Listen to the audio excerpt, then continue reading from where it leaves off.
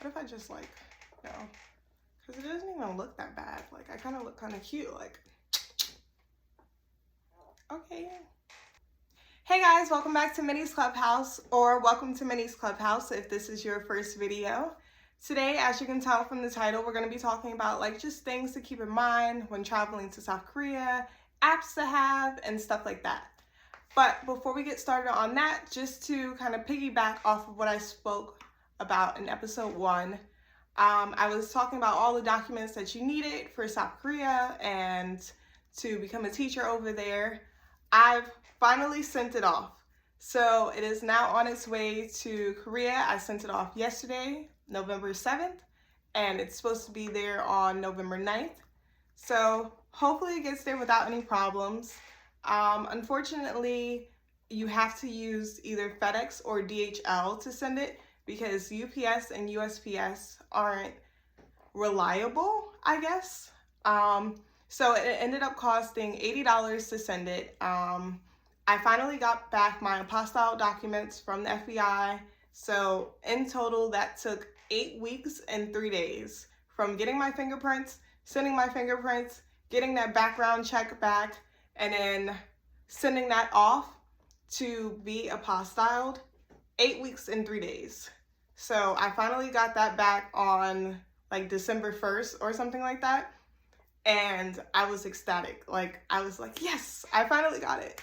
So I just sent that off. It's gonna be there. They're about to apply for my visa, or they may have already applied for my visa because I think there's an online application now.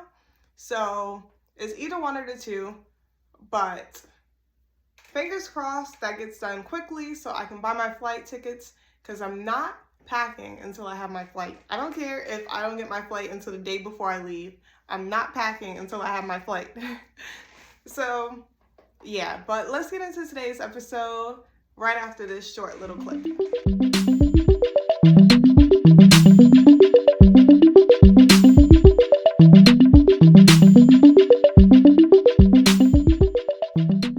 Okay, great, welcome back. So let's jump into it. As I was saying before, we're going to be talking about things to keep in mind and to know when traveling to South Korea, just to make your experience better and easier, I guess. So the first thing to keep in mind is something that may come as common knowledge to most people, but for me, it took me a while to realize that not all countries have the same police number. So here we have 911. I thought that was like a generalized thing, like it was everywhere. 911 was, for everyone. It's not. For South Korea, the police phone number is 112. Again, that's 112. I'll put that on the screen though, so you guys can know.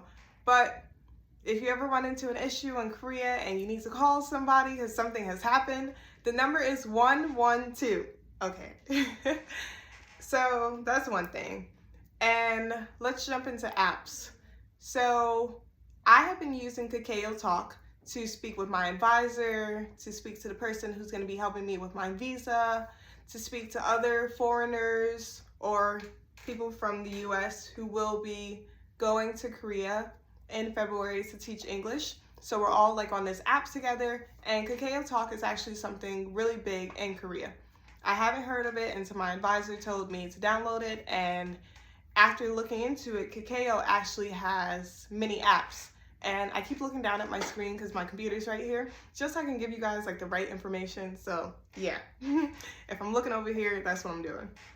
So Kakao Talk is to communicate with people. Then they have Kakao T for taxis, and they have Kakao Subway for like, to see the train schedule, to see the bus schedule, I believe as well, and to know what train to take to a certain destination. So it's kind of like a maps, but they also have Neighbor Map, which is an actual map that also tells you the same thing as Kakao Subway, and that's also very big in Korea. That's actually the one that my advisor sent me. She was like, hey, look on this map to look at the neighborhood you're going to be living in, and like just to get a general idea of things that are in the neighborhood, places for you to go, like how far is it to get from where I'll be living to the school? How far is it to get from where I'm living to a grocery store? And like just things like that. So Neighbor Map has been really cool. I haven't been able to set it in English yet. So that's been my only problem, because I'm like just looking at it like, I don't know what that says. But yeah. Now, this is like by far the most important app, I believe. But that might be because I'm a big foodie. So it's called Mango Plate. MP. So I downloaded it and I put in the neighborhood that I'm going to be living in, and like just all these food places came up, and I was like, oh, this is like so great. Like, so I'm like scrolling through and stuff. It has reviews that you can translate into whatever language that you feel most comfortable reading in. So obviously I translate mine to English, and like, you know, I just have all these amazing restaurants around me, and they're not all Korean. Like some of them were Italian, some of them were, I believe they had an American restaurant next to me as well.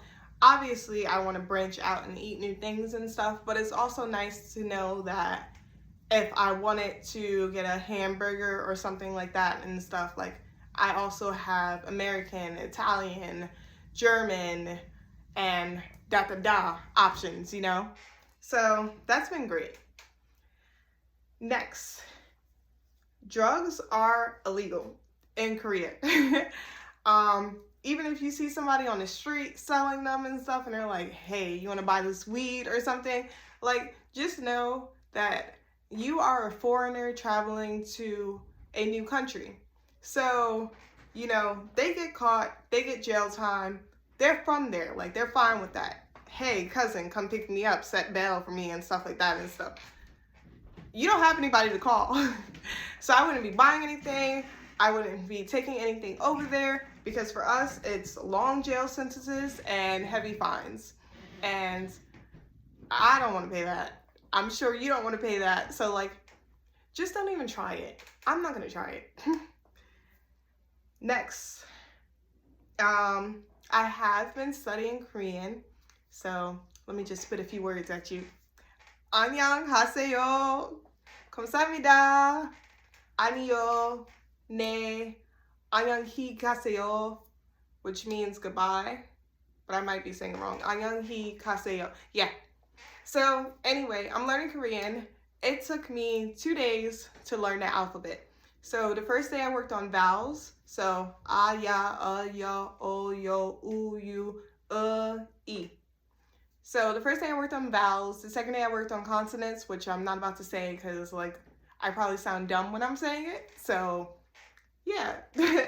But you know, when traveling somewhere, it's kind of nice to know their culture, to know their language and stuff. Just really be able to feel like you belong there, especially if you're going to be there for a long period of time. If you're only gone for a week, I don't recommend learning a language just like me going to Italy for a week and taking an Italian course and stuff. I wouldn't do something that's only for a short period of time. But for me to be there for a minimum of 1 year, I want to be able to understand and like read signs and stuff. So right now, like I was actually driving the other day and I was so proud because there was a sign in Korean and I was able to read it. Like I was able to look at the letters and form a word out of the letters. And that was great. But, you know, even though I was able to do that, I didn't understand what the word said. It was like, chaigu. And I was like, I wonder what that means. Like, even though I was able to read the sign, I wasn't able to like understand the word. So I am trying to master my brain into thinking in Korean so I can learn better. I put myself on a hiatus, so I'm not watching any shows in English. I'm not listening to any music in English. Like my podcasts are all in Korean, my shows, movies, music, all of it. I've been reading in Korean. Even though I can't understand, I'm like positioning my brain to get used to Korean being the first language. Because a lot of people talk about culture shock and like how they went somewhere and they had to take a bath outside and they weren't used to stuff like that and stuff. but no one really ever talks about language shock. And that's a real thing. Like, you can go somewhere and no one speaks your language, and you'll get so frustrated that you just, like, you can't handle it. So, like, I'm trying to position my brain into always hearing Korean, because that's mainly what I'm going to be hearing when I'm outside of my school. So, yeah. Next, always carry your passport on you. Just like anywhere you go, you always need a form of identification. I recommend always having your passport, because I'll pull out my ID, I'll give them my ID, you know, my ID means nothing and stuff. My passport, it says that I entered Korea correctly and stuff, and you know, it just shows that I belong there basically. And it's just so important to always have some kind of identification on you at all times, because you never know when you'll be stopped. I already said that. Now, I don't know if this is true, but there was an article that came out about these men or man, I don't know if it was more than one, but he or they walked over to North Korea. They were just walking through the woods, having a good time, partying, da-da-da-da, and then they made a mistake and crossed the line from South to North Korea. So if you ever find yourself on that side and you're not like out in the open where there's gonna be heavy guards and stuff saying you can't go any further than this, and you happen to be walking through the woods for some reason, just know that you can cross over to North Korea, and no one will tell you that you crossed over to North Korea until you're in the jail. Like, hey, why am I in here? Like, where am I? You're in North Korea. You didn't know that you walked past this dirt pebble and stuff, and you crossed over the line that wasn't actually there, but it is there. So just be careful with that, because you don't want to end up in a situation where you make a mistake, cross over something, and like it was just like an honest accident, and now you're there for like 5 years because you crossed into another country that you don't belong in. You don't have any identification saying that you should be there or anything, and now no one can do anything, because like, you're not famous. The president is gonna come over there and contact them like, hey, I need this person back. You know, like, you're just you. And unfortunately for individuals like ourselves, we don't get the news saying this person's been locked up in this prison for this many years and we need to get them back, and you know, they start trading people for us. Nothing against that or anything, you know, that's great that some people have that privilege, but we don't. So don't do it. But yeah, that's all I have to say based off of everything in the title, I guess. But I have made my decision. I decided to go with school number 1. That was with